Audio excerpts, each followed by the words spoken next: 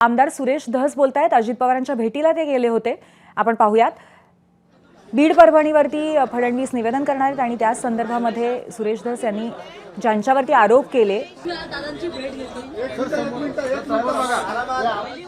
दादांना भेटून काय सांगितलं, काय चर्चा झाली दादांबरोबर? आज तुम्ही दादांना भेटायला आलेला आहात, काय चर्चा झाली? बीड जिल्ह्यामध्ये आणि विशेषतः मराठवाड्यामध्ये 2023च्या पीक विम्याच्या बाबतीमध्ये प्रचंड मोठा गोंधळ झालेला आहे, घोटाळा झालेला आहे।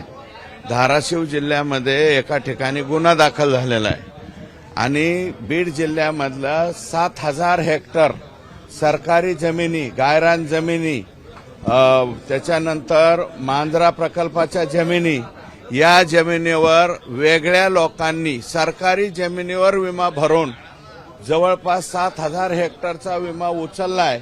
अशा प्रकारची परिस्थिती आहे। धाराशिव जिल्ह्यामध्ये 3000 हेक्टरच्या गुन्हे दाखल झालेले आहेत, परंतु अद्याप आरोपी त्याच्यात अटक नाहीत। हा घोटाळा, महाघोटाळा मोठ्या प्रमाणावरती माझ्या हाती लागलेला आहे आणि त्याची एक प्रत माननीय अजितदादांना या ठिकाणी द्यायला मी आलो होतो।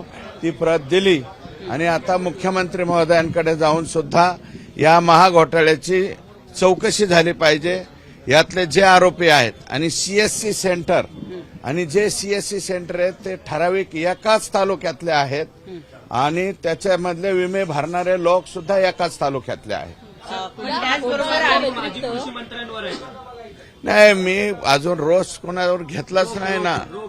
मी रोख आतापर्यंत कोणावरती घेतलेला नाही। मी काय म्हणतोय, महाघोटाळा झालाय, या घोटाळ्याची चौकशी व्हावी अशा प्रकारची मागणी उपमुख्यमंत्री महोदयांकडे या ठिकाणी मी त्यांना निवेदन द्यायला आलो होतो। निवेदन दिलं आणि संतोष देशमुखचा आज 10वा आहे।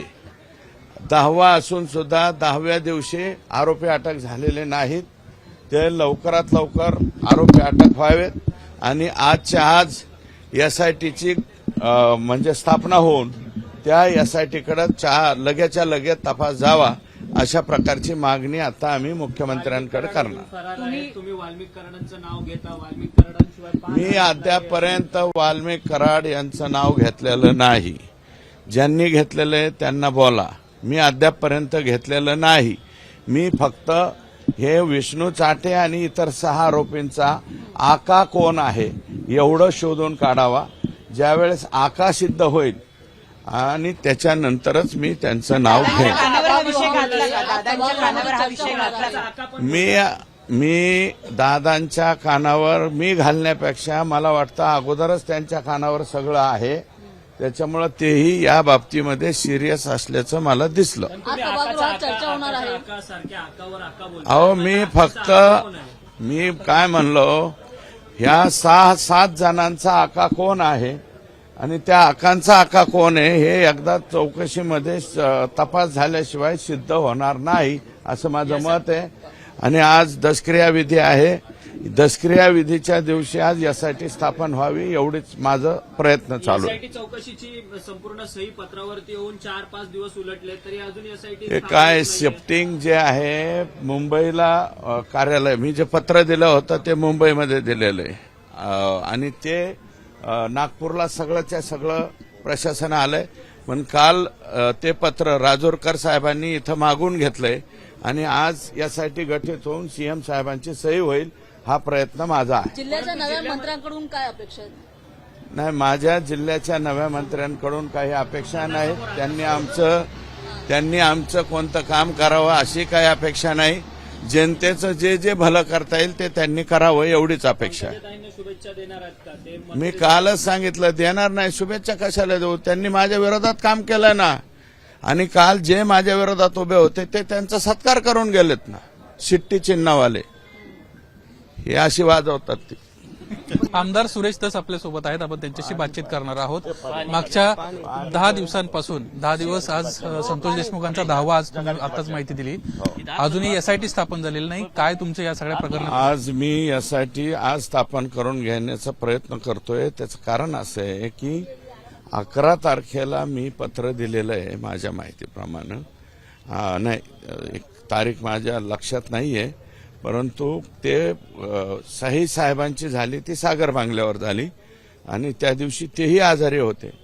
ते आजारी असताना सुद्धा ताप आलेला होता त्यांचा, तरी सुद्धा मी त्या पत्रावर सही घेतली, त्यांनी सही केली आणि काय आहे की शिफ्टिंग चालू झाली आणि नेक्स्ट 2 days सुट्टी होती, त्याच्यामुळे ते पत्र तिथं राहिलं होतं. काल ऑनलाईन मुख्यमंत्री महोदयांच्या यंत्रणेने ते मागवून घेतलंय आणि राजूरकर साहेबांच्यावरती जबाबदारी दिलेली.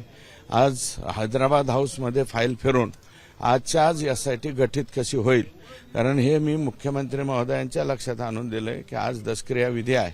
आपण 10 दिवसाच्या नंतर दशक्रिया विधीचा आपला धार्मिक पारंपरिक पद्धतीनं आज त्यांचा दशक्रिया त्या ठिकाणी होतोय आणि आजच यासाठी स्थापन होईल याची काळजी आम्ही करतो. सोशल मीडियात एक व्हिडिओ व्हायरल झाला ज्याच्यामध्ये जो आरोपी आहे तो आणि ज्याचा मृत्यू झालाय, खून झालाय, त्याचा भाऊ हे एकत्रितरित्या बसल्याचं आपल्याला पाहायला मिळालं. 1 मिनिट आहे का, तो आरोपीचे जे भाऊ आहेत मी त्यांना ते बी विचारलं, ते आणि त्याचा एक मित्र चहा प्यायला तिथं गेलती.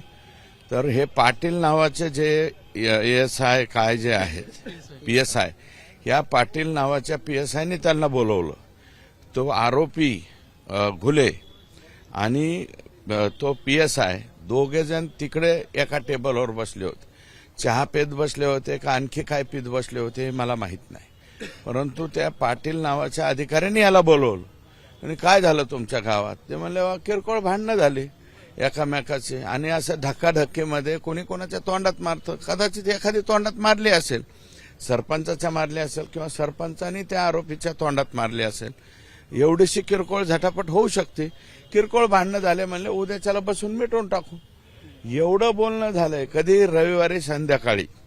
मग आता त्याला त्या भावाला काय वाटणार, हे उद्याच्याला मिटतील, दुसऱ्या दिवशी मिटवायच्या ऐवजी हा कुठं करून ठेवलाय. आणि तो आरोपी आणि तो PSI, मी तर म्हणतो, मी मागणी केली, आज लेखी मागणी माननीय मुख्यमंत्र्यांकडे करणार आहे की तो पाटील नावाचा जो PSI आहे त्याला सहआरोपी केला पाहिजे. महाजन म्हणून तिथले जो PI त्यांनी 3 तास लावले गुन्हा दाखल करून घ्यायला, त्याला सहआरोपी केला पाहिजे.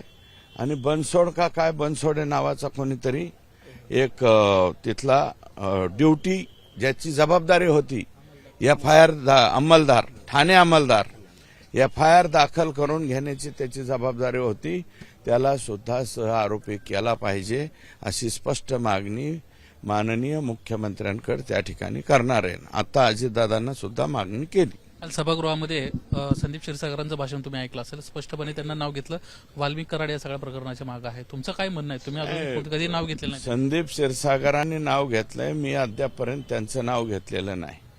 वाल्मिक कराड यांच्यावरती खंडणी मागण्याचा गुन्हा दाखल झालेला आहे, ते या गुन्ह्यामधलं त्यांचं नाव अजून आलेलं नाही. इन्व्हॉल्वमेंट आली का नाही हे माहीत नाही. मग इन्व्हॉल्वमेंट यायच्या अगोदरच एखाद्याचं नाव घ्यावं या पद्धतीचा मी नाही.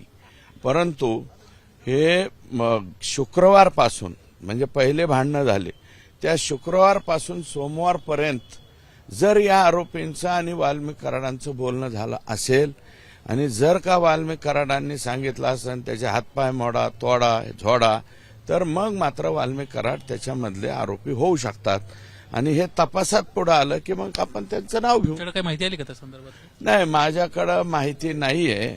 मी स्पष्टपणे सांगतो, आज वाल्मिक कराडांचं नाव मी घेणार नाही. हे विष्णू चाटे व 6 एक 7 आरोपी आहेत.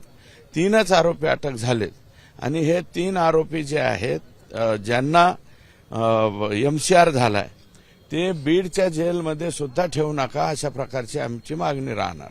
एका पक्षाचे म्हणजे भाजपचेच तुम्ही आमदार आहात आणि भाजपचाच गृहमंत्री आता महाराष्ट्राचा होईल अशी परिस्थिती मुख्यमंत्री म्हणाले. गृहमंत्री कोण होईल काय होईल, पण आज सगळ्या खात्याचे मंत्री मुख्यमंत्री आहेत ना, तरी होत नाही. त्यामुळं नाही मुख्यमंत्री आहेत, नाही होत आहे ना, चाललंय 3. हे गोंधळ झाला ना हो. ही CID चौकशीची ऑर्डर निघून बसली. CID चौकशी तिथं जाते. आता CID पुण्यावरून जाऊन तिथं काय हे करणार आहे, आरोपी कधी पकडायची.